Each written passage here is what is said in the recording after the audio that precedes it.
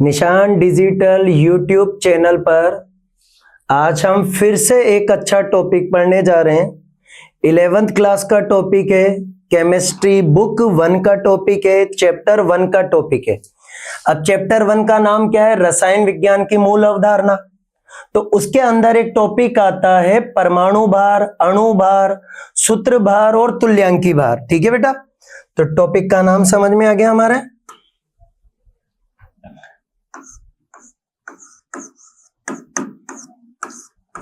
Topic क्या क्या है सर हमारा?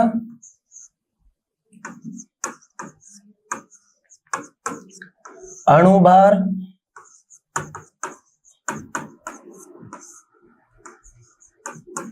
परमाणु भार, सूत्र भार और तुल्यांकी भार। ठीक है, तो एक एक टॉपिक को समझते हैं। तो सबसे पहले हमारे टॉपिक का नाम लिया हमने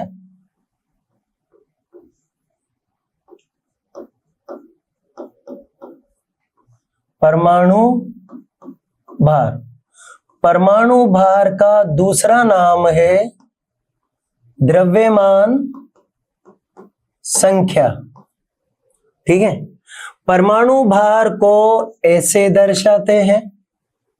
ठीक, परमाणु भार की खोज सन 1911 में हुई थी और रदरफोर्ड ने करी थी बेटा। और रदरफोर्ड ने क्या बताया कि परमाणु का समस्त भार, परमाणु का समस्त भार कहां पर पाया जाता है? नाभिक में पाया जाता है। ठीक है, तो इलेक्ट्रॉन के आने और जाने से परमाणु भार पे कोई फर्क नहीं पड़ेगा। तो इलेक्ट्रॉन का भार से कोई संबंध नहीं है। ठीक है, परमाणु भार पूर्णांक हो सकता है, परमाणु भार दशमलव में हो सकता है, ये भी पॉसिबल है बेटा। ठीक है, यहां तक आगे बात समझ। जैसे पूर्णांक कैसे? जैसे लिथियम का भार आप देखो तो 7 आता है, सोडियम का भार 23 आता है। दशमलव में कैसे? क्लोरीन का भार 35.5 आता है। ठीक है, यहां तक समझ में आ गया। परमाणु भार को हम किस तरह और एक्सप्लेन कर सकते हैं?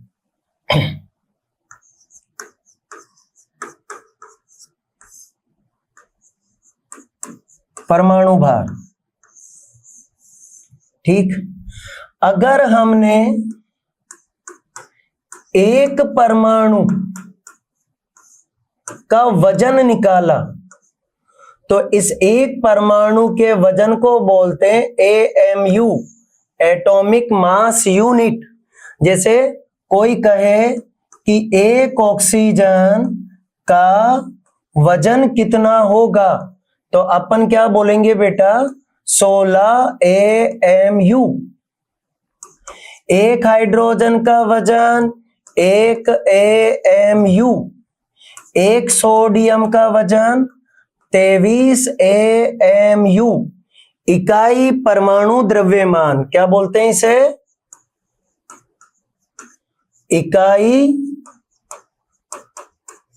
परमाणु द्रव्यमान। लेकिन अगर एक मोल परमाणु का वजन निकाला तो एक मोल परमाणु का वजन होता है ग्राम में निकाला जाता है और इसे बोलते हैं ग्राम परमाणु भार। पूरा ऐसे बना बेटा ये। ठीक है, अब एक मोल में हमने पढ़ा 6.023 इंटू 10 की घात 23। इतने सारे परमाणुओं का वजन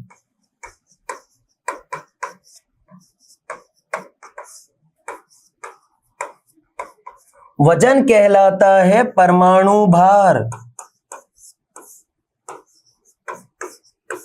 और परमाणु भार को ग्राम में नापा तो इसे बोलेंगे ग्राम परमाणु भार।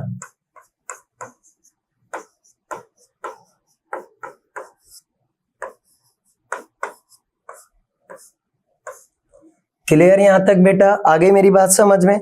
जैसे 1 मोल ऑक्सीजन का वजन 16 ग्राम। ठीक है, आगे यहां तक बात समझ है? अब AMU क्या है? तो एटॉमिक मास यूनिट कहां से आया?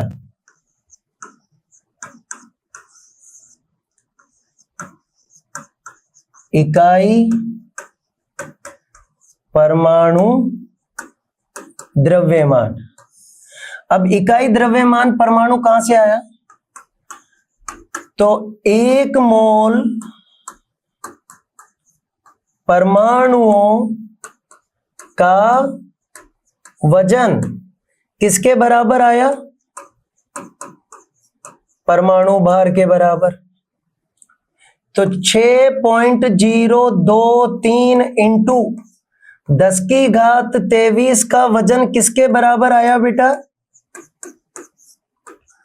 परमाणु भार के बराबर। तो एक परमाणु का वजन कैसे आया? एक यानी कि इकाई, तो इकाई परमाणु का वजन कैसे आया होगा? परमाणु भार इंटू 1/6.023 इंटू 10⁻23। क्लियर यहां तक? अब 1/6.023 इंटू 10⁻23 को जब हल करा बेटा, तो इसकी वैल्यू क्या आई? जैसे इसको ऊपर ले गए अपन, तो ये हो गया 10⁻23। अब 1/6 इसको हल करा तो ऊपर नीचे 10 से और गुणा करा, तो ये हो गया 10/6 इंटू 10⁻24। इसको हल करा तो आंसर आया 1.67 इंटू 10⁻24 ग्राम। ग्राम प्रति परमाणु, ग्राम प्रति परमाणु। इसका मतलब एक परमाणु का वजन इस तरह निकाला जाता है। अब जैसे हाइड्रोजन का वजन 1 होता है, हाइड्रोजन का परमाणु भार क्या हुआ? 1। ठीक है, अब इस 1 को हम क्या बोल देते हैं? AMU। ठीक है बेटा, तो AMU का मतलब क्या हो गया? एक परमाणु का वजन जब निकाला गया हाइड्रोजन का, ठीक है, यह है AMU की वैल्यू। इसको गुणा कर दो बेटा इससे, तो 1.67 इंटू 10⁻24। यह है एक हाइड्रोजन परमाणु का वजन। क्लियर यहां तक? लेकिन अगर 1 मोल का वजन निकाला होता तो इसको मोल से गुणा कर देते बेटा। ठीक है,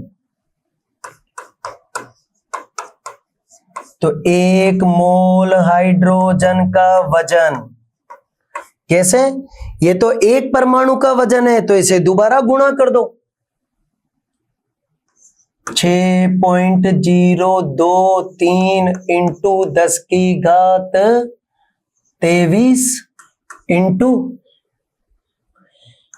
1 इंटू 1.67 इंटू 10⁻24। क्लियर यहां तक? अब देखो आप, घात से घात कट जाएगी। ये किसकी वैल्यू थी? 1/, तो 6.023 इंटू 10⁻23 1 इंटू 1/6.023 इंटू 10⁻23 था ना बेटा ये? ठीक है, तो इससे ये कट गया, वापस क्या आया? 1 के पीछे लगा 2 ग्राम। ये लो बेटा, आप कैसे भी समझो, किसी भी लेवल से समझो, पर बात इतनी सी है कि एक परमाणु का वजन अलग होता है और 1 मोल परमाणुओं का वजन अलग होता है। जैसे किसी ने कहा नाइट्रोजन, नाइट्रोजन के इकाई परमाणु का द्रव्यमान, तो क्या लिखेंगे बेटा अपन? नाइट्रोजन का वजन 14 AMU, और फिर वो बोले सर ग्राम परमाणु भार, या फिर क्या बोले बेटा वो? 1 मोल नाइट्रोजन का वजन। तो आप क्या करोगे? ग्राम लगा दोगे, 14 ग्राम आ गया। अगर कोई पूछे ऑक्सीजन के बारे में, तो अब बताओ डायरेक्ट क्या आंसर आएगा?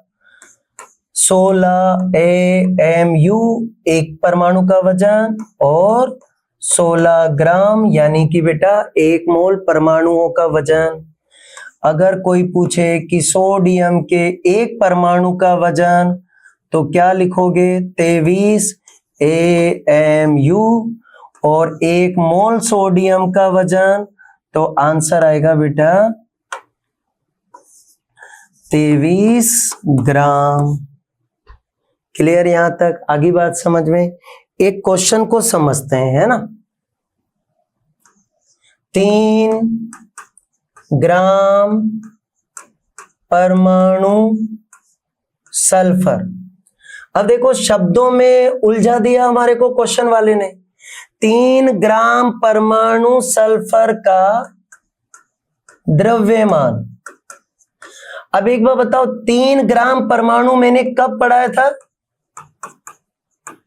1 मोल को कैसे लिखते हैं? ग्राम परमाणु। तो इसका मतलब ये क्या कह रहा है बेटा? ये मोल कह रहा है। तो 3 मोल सल्फर का वजन, तो 1 सल्फर का वजन कितना है? 1 मोल सल्फर का वजन 32 ग्राम। तो 3 मोल का 3 इंटू 32 बराबर 96 ग्राम। ठीक है, यहां पर शब्दों का हेर फेर ज्यादा है, और शब्दों के हेर फेर के कारण परमाणु भार और इकाई परमाणु भार में अंतर है बेटा। ठीक है, अब हम बात करते हैं अणु भार।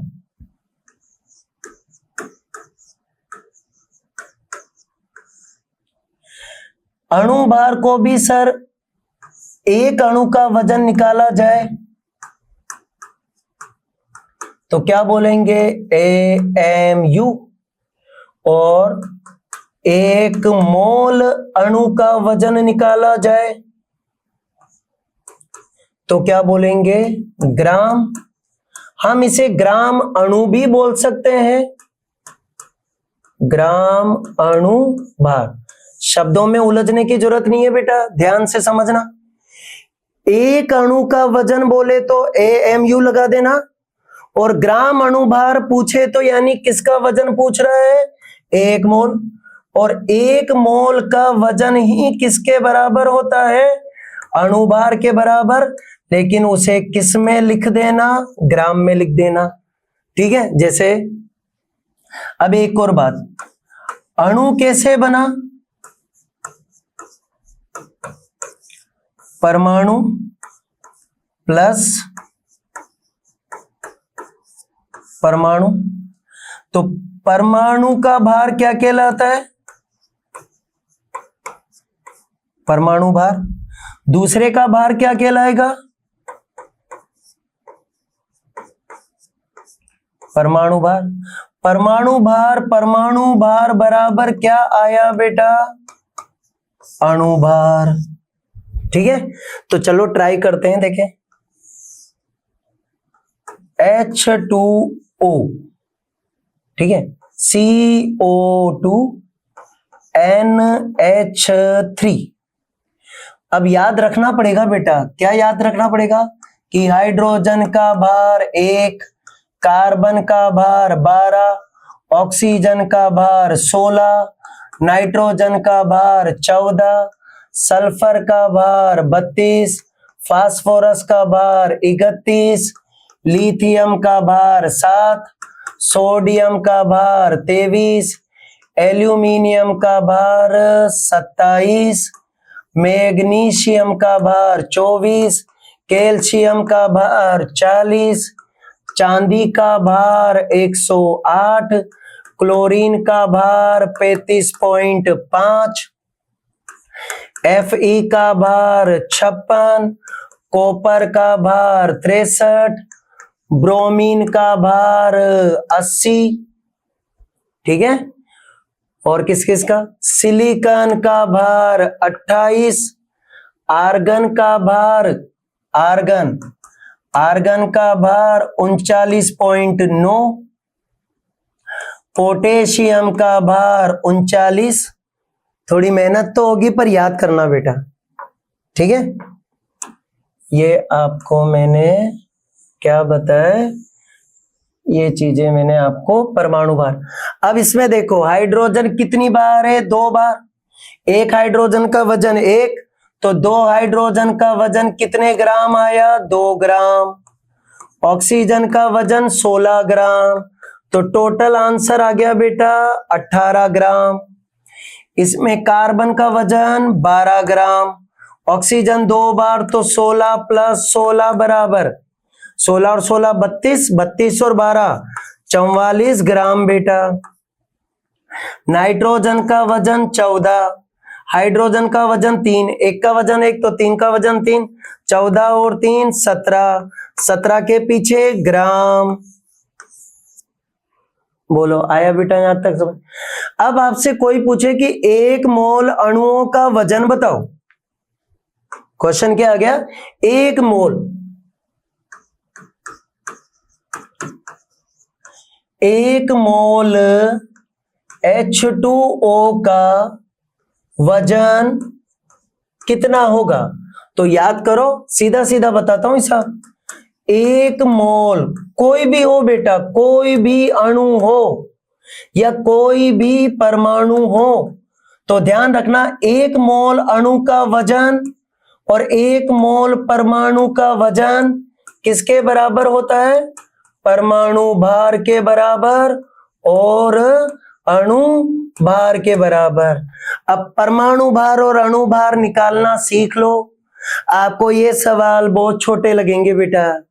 तो 1 मोल अणु का वजन किसके बराबर आया? अणु भार के बराबर, सही है ना? और H2O का अणु भार कितना है? 18 ग्राम। आंसर आगे यहां तक बात समझ। अब कोई अपन से पूछे कि 1 मोल CO2 का वजन बताओ, तो कितना बताऊंगा बेटा मैं? आंसर बोलो डायरेक्ट, 44 ग्राम।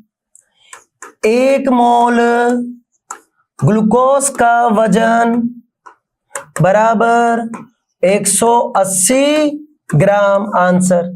लेकिन अगर ग्लूकोज के एक अणु का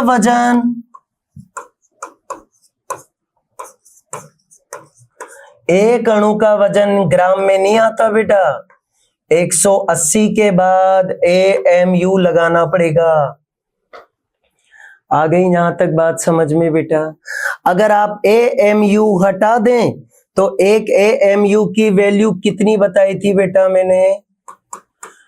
1.67 इंटू 10⁻⁻²৪। ठीक है, ये हो गया आपके पास ग्राम बटा परमाणु। यानी एक परमाणु का वजन अगर ग्राम में निकालना है तो इससे गुणा कर दो, आंसर आ जाएगा। ठीक है, अब परमाणु भार अणु भार के बाद आती है बारी सूत्र भार की। अब सूत्र भार क्या है सर? सूत्र भार दो चीजों के लिए पढ़ाया जाता है। पहला, आयनिक यौगिक जो किस रूप में होते हैं? क्रिस्टल के रूप में होते हैं। और दूसरा, जो अणु आपस में क्या करते हैं? अणु आपस में जुड़ जाते हैं, उनके लिए भी पढ़ाया जाता है केमिस्ट्री में। अब जैसे आयनिक यौगिक का भार कैसे निकलेगा?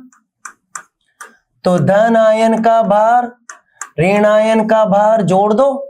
तो जैसे सोडियम का वजन 23 ग्राम, क्लोरीन का वजन 35.5 ग्राम, तो आंसर आया कितना 58.5 ग्राम।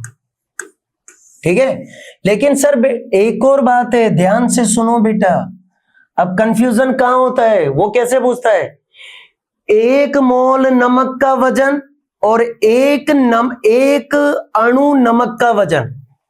अब दिमाग खराब, अब क्या करूं सर? तो क्या सिखाया था मैंने आपको थोड़ी देर पहले कि 1 मोल का वजन बताने के लिए क्या लगा दो, ग्राम, और एक अणु का वजन पूछे तो क्या लगा दो, AMU। अब बोलो इस सवाल में यहां आंसर आ जाएगा। तो 1 मोल का वजन 58.5 ग्राम और एक नमक के अणु का वजन 58.5 AMU।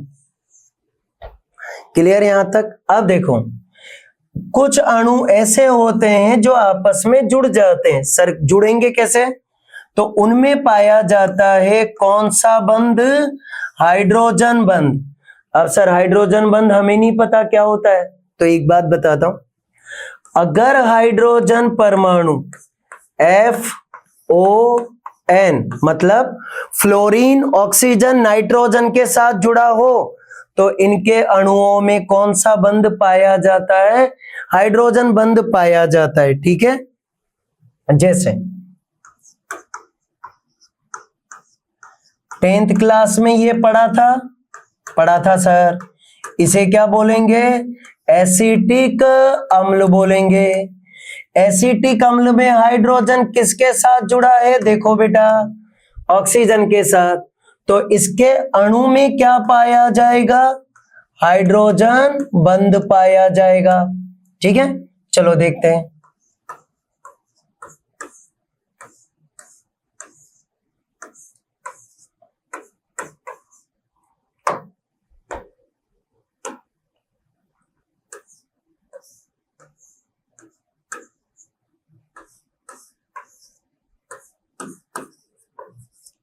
क्लियर?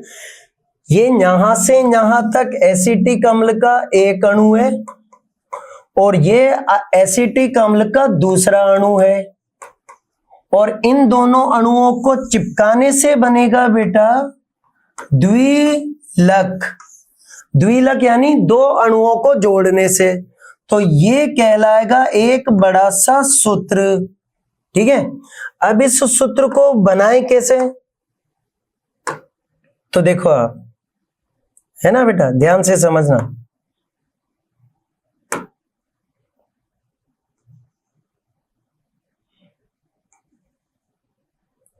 ठीक है,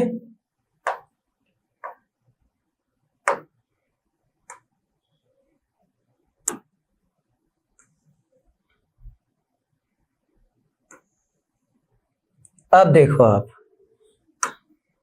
ठीक है, ये डॉट डॉट लाइन किसको बता रही है सर, हाइड्रोजन बंध को बता रही है। अब इस एक अणु का वजन क्या कहलाएगा, अणुभार। ठीक है, अणुभार कितना आया बेटा, 60 ग्राम। इस दूसरे वाले का वजन भी अणुभार कितना आया सर, 60। अब अणुभार और अणुभार को जोड़ने पर, अणुभार और अणुभार को जोड़ने पर क्या बनता है, सूत्रभार बनता है। क्या बनता है बेटा, सूत्रभार।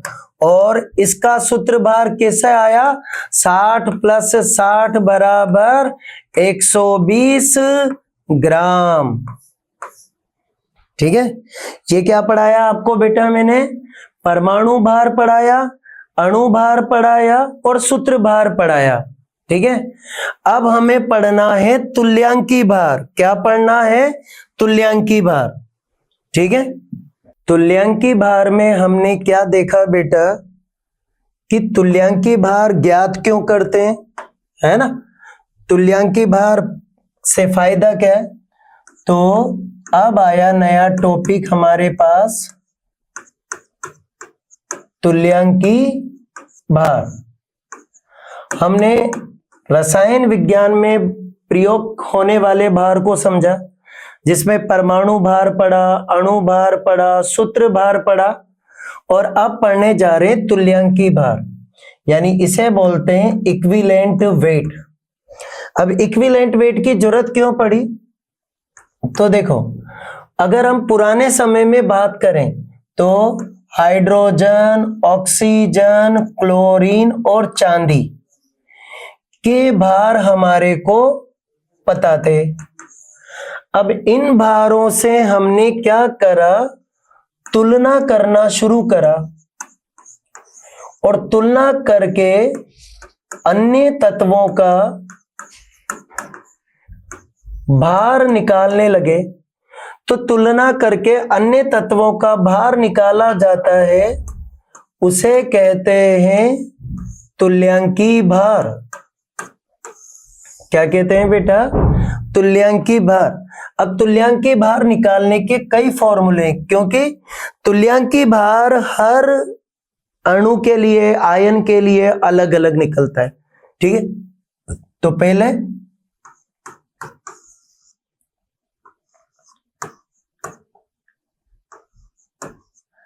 आयन के लिए, ठीक है, तो आयन के लिए तुल्यांकी भार कैसे निकालते हैं? अब पहले ये बताओ कि धन आयन होता है और एक ऋण आयन होता है, ठीक है। तो आयन का तुल्यांकी भार बराबर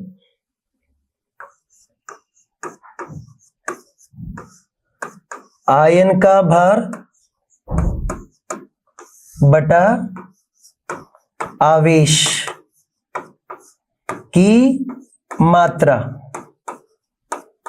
ठीक है, एग्जाम्पल बता देता हूं। जैसे मैग्नीशियम का निकालना है, तो मैग्नीशियम का वजन कितना होता है? 24। आवेश का मान है 2, तो 24 में 2 का भाग दिया तो आंसर आ गया 12।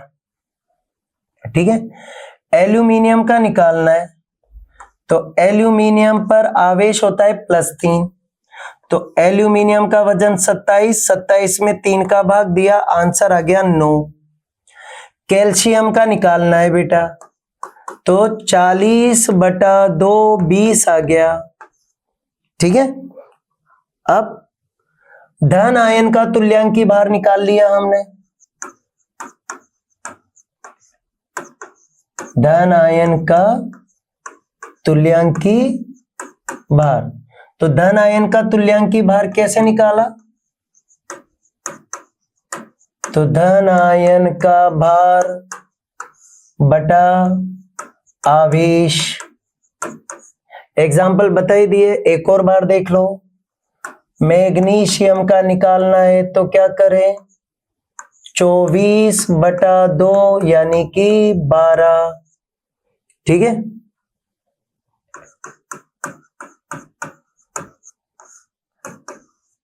ऋण आयन का तुल्यांकी भार कैसे निकालेंगे? फॉर्मूला क्या है? ऋण आयन का भार बटा आवेश। ठीक है, एग्जाम्पल में देख लो आप, O-2 का कर लो बेटा सवाल। क्या आएगा? ऑक्सीजन का वजन 16/2, आंसर आ गया 8। ठीक है, इसके बाद आता है किसका? अणु का तुल्यांकी भार।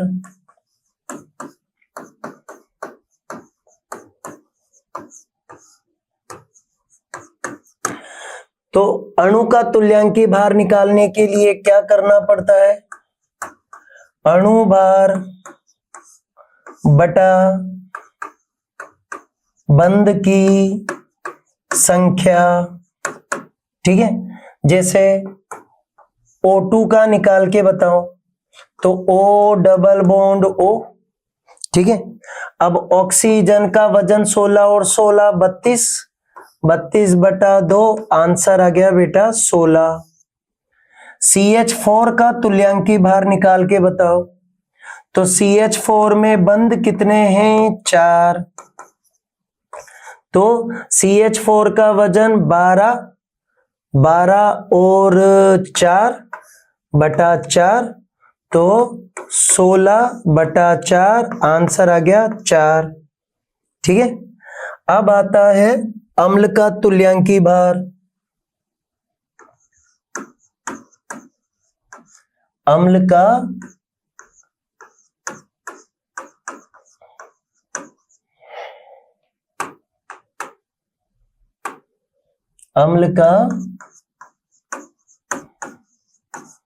तुल्यांकी भार, और इधर ले लेते हैं बेटा किसका? क्षार का तुल्यांकी भार।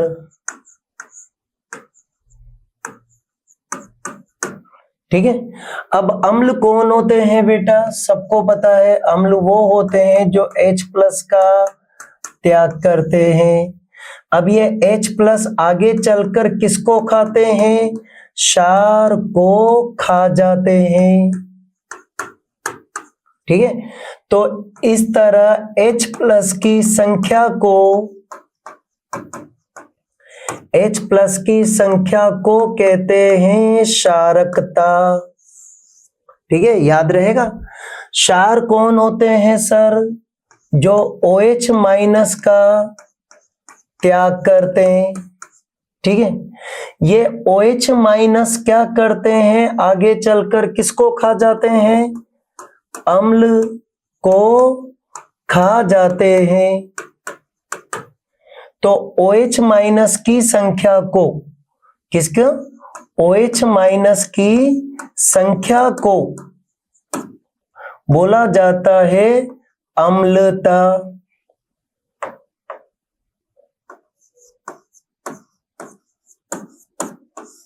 ठीक है, क्लियर यहां तक? अब अम्ल का तुल्यांकी भार निकालना है, तो कैसे निकालेंगे? अम्ल का अणुभार बटा क्षारकता बोलो या H+ की संख्या बोल दो बेटा। और अगर आपको किसका करना है सवाल? क्षार का करना है, तो क्या याद रखोगे? क्षार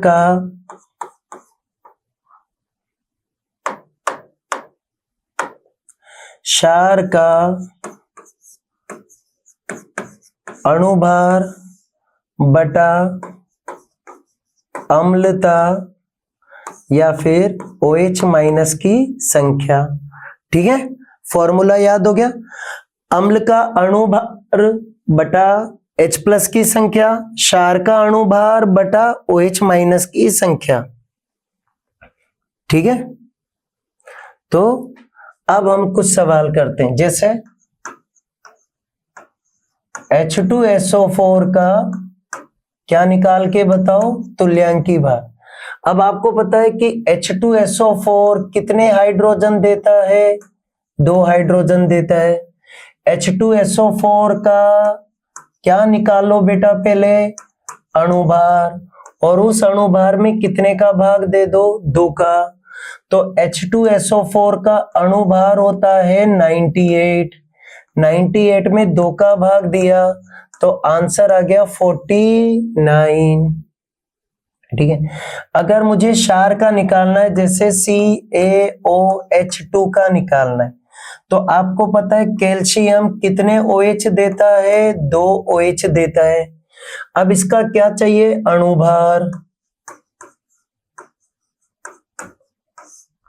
अणुभार बटा 2, तो अणुभार कितना है सर इसका? कैल्शियम का 40, 17 और 17 34, तो 74/2। तो 70 का आधा 35 और 4 का आधा 2, तो 37 आया बेटा इसका तुल्यांकी भार। आ गई यहां तक बात समझ में? ठीक है, अम्ल का हो गया, क्षार का हो गया। अब एक रेडॉक्स अभिक्रिया का समझाता हूं बेटा, है ना।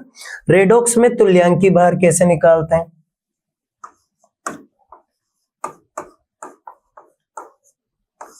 रेडॉक्स में तुल्यांकी भार, ठीक है, यहां तक समझे। अब देखो आप इधर, ये एफ ई है और ये तीर के आगे Fe+2 बनाया, ठीक है।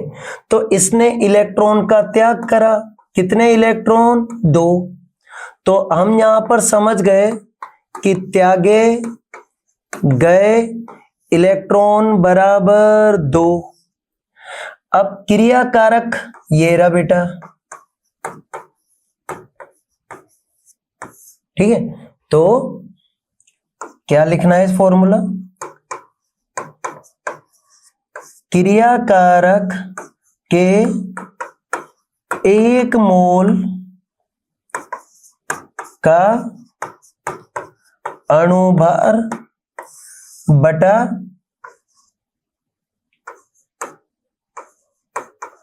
आदान प्रदान इलेक्ट्रॉन की संख्या। तो Fe और Fe+2 के बीच में कितने इलेक्ट्रॉन का लेन देन हुआ बेटा, 2 इलेक्ट्रॉन का। और Fe का वजन कितना है, 56। तो आंसर आया 56/2, ठीक है। 50 का आधा 25, 50 का आधा 25, 6 का आधा 3, तो 25 और 3 28 इसका तुल्यांकी भार है। आगे बात समझ में, ठीक है। तो रेडॉक्स का तुल्यांकी भार निकालो, अम्ल का तुल्यांकी भार निकालो, क्षार का तुल्यांकी भार निकालो, धन आयन का निकाल लो, ऋण आयन का निकाल लो, अणु का निकाल लो। तो इस लेक्चर में मैंने आपको क्या क्या सिखाया, परमाणु भार, अणु भार, सूत्र भार और तुल्यांकी भार। अब नेक्स्ट लेक्चर में आपको मैं सांद्रता शब्द वाला टॉपिक समझाऊंगा, ठीक है। ध्यान से पढ़ो, अच्छे से पढ़ो, जितना पढ़ाई को समझोगे उतना फायदा मिलेगा। पढ़ाई को रटो मत, क्योंकि वैसे भी पढ़ाई लिखाई का कचरा हो रहा है। बहुत सारे YouTube चैनल पर सर उटपटांग बातें बताई जा रही है, ठीक है। बड़े बड़े कोचिंग संस्थान में आप देखो सर कि टॉपिक डायरेक्ट पढ़ाया जा रहा है, उन्हें रटाया जा रहा है। तो पढ़ाई को जब आप रटोगे तो बोझ लगेगा, और अगर समझोगे तो पढ़ाई सरल लगेगी। तो पढ़ाई को समझो और सरल बनाओ। निशान डिजिटल YouTube चैनल पर आपको इस तरह केमिस्ट्री का पूरा टॉपिक मैं क्लियर कराऊंगा, ठीक है। ओके बेटा।